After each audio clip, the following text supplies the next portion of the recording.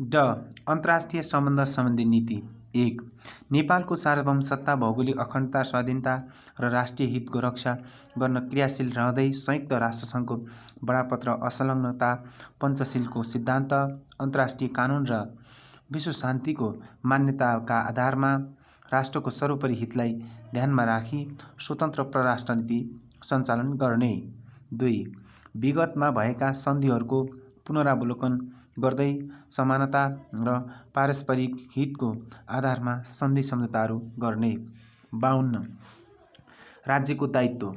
नेपालको स्वतन्त्रता, सार्वभौमसत्ता, भौगोलिक अखण्डता र स्वाधीनतालाई अक्षुण्ण राख्दै मौलिक हक तथा मानव अधिकारको संरक्षण र सम्वर्धन, राज्यका निर्देशक सिद्धान्तहरूको अनुसरण तथा राज्यका नीतिहरूको क्रमशः कार्यान्वयन गर्दै नेपाललाई समृद्ध तथा समुन्नत बनाउने राज्यको दायित्व हुनेछ।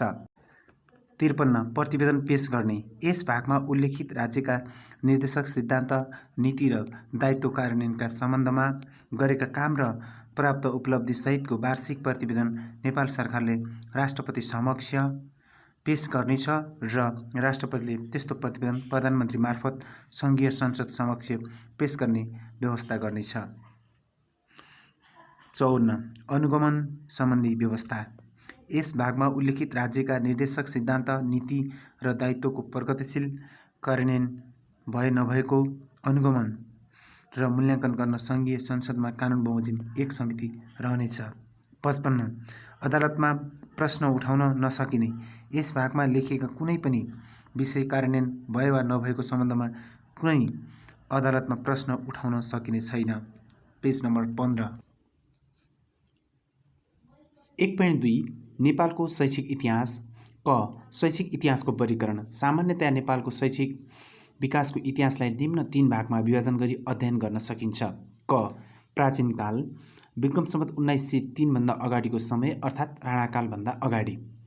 यस्तै यसलाई पनि 2टा भागमा विभाजन गरिएको छ। स्वदेशीय अर्थात् मौलिक शिक्षाको काल भनिन्छ अनि अर्को शिक्षामा उपेक्षाको काल, विक्रम सम्वत 1825 देखि विक्रम सम्वत 1903 सम्मको। र ख नम्बरमा छ मध्यकाल, शिक्षामा विरोधकाल भनेर पनि चिनिँदो रहेछ, विक्रम सम्वत 1903 देखि विक्रम सम्वत 2007 सालसम्म अर्थात् राणाकाल, शैक्षिक उपेक्षाको समय। ग. आधुनिक काल, 2007 सालदेखि हालसम्म। ख. राणाकालभन्दा अगाडिको शैक्षिक इतिहास। 1. प्राचीन काल। प्राचीन कालमा पनि 2टा छन्। एकमा छ प्राचीन कालको शिक्षा 2 प्रकारको, संस्कृत र बौद्ध शिक्षा। 2 नम्बरमा छ संस्कृत शिक्षा वैदिक धर्मबाट प्रभावित र बौद्ध शिक्षा बुद्ध शिक्षाबाट प्रभावित। अ. वैदिक शिक्षा र संस्कृत शिक्षा। वैदिक शिक्षा ब्रह्मचर्य श्रममा विभाजन गरिएको। अ. 25 वर्षसम्मको अवधि शिक्षा आर्जन गर्ने समय। आ. 25 वर्षदेखि 50 वर्षसम्मको अवधि गृहस्थ श्रम। यी 50 देखि 75 वर्षसम्मको अवधि वनाश्रम र यी 75 देखि 100 सम्मको अवधि सन्याश्रम। वैदिक शिक्षामा वैदिक संहिता, वेद वेदाङ्ग, दर्शन, नीतिशास्त्र, ज्योतिष, आयुर्वेद, मीमांसा, व्याकरण, न्याय जस्ता विषयमा पठन पाठन हुने व्यवस्था रहेको। वैदिक कालमा विदुषीहरू मैत्रेय, गाग्री प्रचलित थिए। वेदको अध्ययनपछि सन्यास लिने महिलालाई ब्रह्मवादिनी र गृहस्थ श्रममा प्रवेश गर्ने महिलालाई सद्दोवधू भनिने गरेको। हालको दीक्षान्त समारोह गरी स्नातकोत्तरको उपाधि दिने चलन प्राचीन कालमा अष्टकलशले स्नान गराई स्नातकको उपाधि दिने व्यवस्था रहेको। वैदिक शिक्षाको मूल अङ्ग आश्रम व्यवस्था रहेको। वैदिक शिक्षाको मूल त्रुटि सबै वर्णका बालबालिकाहरूले आश्रममा बसी पढ्न नपाउने रहेको। प्राचीन नेपालमा गुरुकुल शिक्षा प्रणाली थियो भन्ने कुरा धार्मिक ग्रन्थबाट थाहा हुन्छ। आदिमकालमा मानिसले आआफ्ना अनुभव, ज्ञान तथा सिपको आदान प्रदान गरेर शिक्षित बनाएको पाइन्छ। ब्रज गायत्रीमा 25वटा अक्षर हुन्छन्। आ बौद्ध शिक्षा। बौद्ध शिक्षामा प्राकृत तथा पाली भाषा, बौद्ध दर्शन तथा साहित्य, त्रिपिटक, जातक आदि विषयमा पठन पाठन हुने गरेको। बौद्धिक शिक्षा विहार, बहाल, मठ, भिक्षु सङ्घमा भिक्षुद्वारा शिक्षा दिने व्यवस्था रहेको। नेपालीहरू उच्च शिक्षा अध्ययनको लागि नालन्दा र विक्रमशिलामा जाने गरेको। 2. लिच्छवी काल। मूलतः लिच्छवी कालमा धर्मप्रधान शिक्षा रहेको। लिच्छवी कालको शैक्षिक क्षेत्र हेर्ने प्रशासनिक अङ्गहार भएको। अंशुवर्माले शिक्षा आर्जनको लागि शैव, वैष्णव र बौद्ध गरी 3 भागमा शिक्षण संस्थालाई वर्गीकरण गरेका। अंशुवर्माले ध्वनि शास्त्रको निर्माण गरेका। 3. मल्लकाल। जयस्थिति मल्लले व्यावसायिक सिप सिकाउने व्यवस्था सुरु गरेका। जयस्थिति मल्लले जातीय कार्यविभाजन गरी आफ्ना आफ्ना व्यवसायमा आधारित शिक्षा दिने व्यवस्था गरेका। मल्लकालीन राजा सिद्धिनरसिंह मल्लले धर्मबाट शिक्षालाई अलग गरेका र धार्मिक संस्था वा यिनका प्रमुखबाट शिक्षा दिने काम बन्द गराएका। मल्लकालमा दरबारको शिक्षा दीक्षाको व्यवस्था दरबारमा रहने आचार्य, जोशी, भण्डारी, प्रधान, मास्के तथा बौद्धाचार्य, ब्रजाचार्य, गुबाजु आदिबाट हुने गरेको। जगज्योति मल्लले हरगौरी विवाह, कुञ्ज बिहारी नाटक, सङ्गीतकार सङ्ग्रह रचना गरेका। प्रताप मल्ल भाषाका ज्ञाता थिए भने उनले 15 भाषा जानेका थिए। 4. शाहकालीन शिक्षा। पृथ्वीनारायण शाहले सैनिक शिक्षा र छात्रवृत्ति प्रथाको सुरुवात गरेका। पृथ्वीनारायण शाहले फारसी पढ्न बुद्धिमान सिंहलाई 20 रुपैयाँ र वैयाकरण केसरीलाई संस्कृत पढ्न 50 रुपैयाँ छात्रवृत्ति दिई बाहिर पढ्न पठाएका। नेपाली भाषालाई राजभाषा वा राष्ट्रभाषाका रूपमा प्रचलनमा ल्याउने पृथ्वीनारायण शाह हुन्। सत्कर्म रत्नावलीको रचना राजा गिर्वाण युद्ध बिर्कमको पालामा भएको। नेपाल बाहिर स्थापित पहिलो नेपाली विद्यालय श्री जगदम्बा नेपाली विद्यालय बनारस हो, जुन राजेन्द्र विक्रम शाहको पालामा भएको थियो। भीमसेन थापाले फ्रेन्च अफिसर झिकाएर आधुनिक शिक्षा दिएका। राणाकालदेखि 2007 सम्मको शैक्षिक इतिहास। बिर्कुम सम्बत, घटना, विशेषता वा कार्य। 1908 छापाखाना जङ्गबहादुरले गिद्धे प्रेसको स्थापना गरी नेपालमा छापाखानाको सुरुवात गरेका। 1910 दरबार स्कुल। जङ्गबहादुर राणाबाट सुरेन्द्र विक्रम शाहको राज्यकालमा बिर्कुम सम्बत 1910 असोज 27 गते दरबार स्कुलको स्थापना भएको। 1835 अक्टोबर 13 जङ्गबहादुरले आफ्ना छोराछोरी पढाउन तथा बेलायती शिक्षाबाट प्रभावित भई उक्त स्कुल खोलेका। दरबार स्कुलमा कक्षा 1 देखि 2 लाई लोअर प्राइमरी र कक्षा 3 देखि 5 सम्मलाई अप्पर प्राइमरी भनिन्थ्यो भने कक्षा 6 देखि 8 सम्मलाई मिडियम स्कुल भनिन्थ्यो।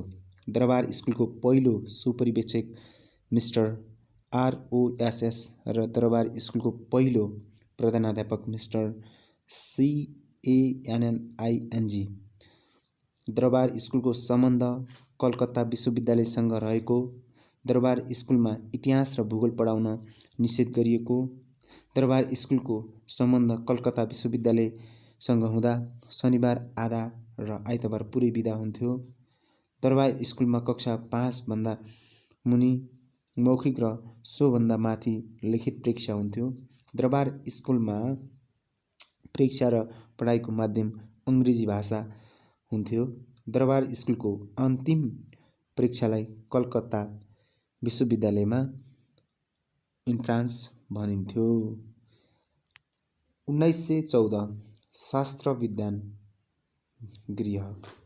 1914 मा धनकुटामा शास्त्र विधान गृह अर्थात् पुस्तकालय स्थापना भएको थियो। Page number 17। 1815 शिक्षा विभागको स्थापना। 1815 सन् 1885 शिक्षा विभागको स्थापना। डाइरेक्टर जनरल अफ पब्लिक इन्स्ट्रक्सनमा जङ्गबहादुरले आफ्ना ठाइला छोरा जनरल बबरजङलाई नियुक्त गरेका।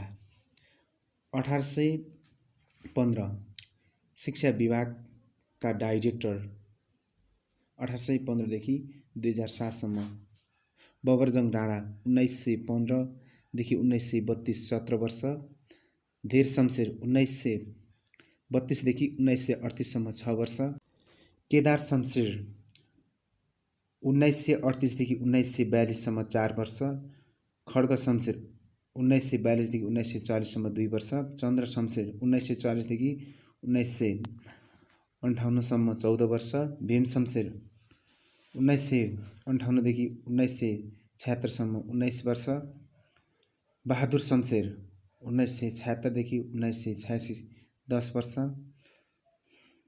मृगेन्द्र शमशेर 1968 देखि 1998 सम्म 12 वर्ष, शारदा शमशेर 1998 देखि 2002 सम्म 4 वर्ष, मृगेन्द्र शमशेर 2002 देखि 2007 सम्म 5 वर्ष। 1927 नारायण हिटी संस्कृत पाठशाला। विक्रम सम्वत 1927 सालमा नीलदेव पन्त र वाचस्पति पन्तले संस्कृत पाठशाला खोलेका। विक्रम सम्वत 1927 मा नारायण हिटी स्कुल पाठशालाको स्थापना। 4 जना गुरु र 57 जना विद्यार्थी रहेका। विदेशी सङ्घको पत्राचारको रेखदेख गर्न उर्दू, अरबी, अङ्ग्रेजी र बङ्गाली भाषा जान्ने मुस्ताफिर खजा अहमदलाई जङ्गबहादुरले विक्रम सम्वत 1927 जेठ 1 गते मुन्सीखानामा नियुक्ति गरेका। 1831 संस्कृत पठन पाठन। विक्रम सम्वत 1931 मा जङ्गबहादुरका साइला छोरा जितजङले दक्षिण आर्यघाटदेखि राजेश्वरी घाटमा संस्कृतको पठन पाठनको लागि केही ब्राह्मण र बटुक जम्मा गरी आफ्नो निजी खर्चमा विष्णुहरि शर्मालाई नियुक्त।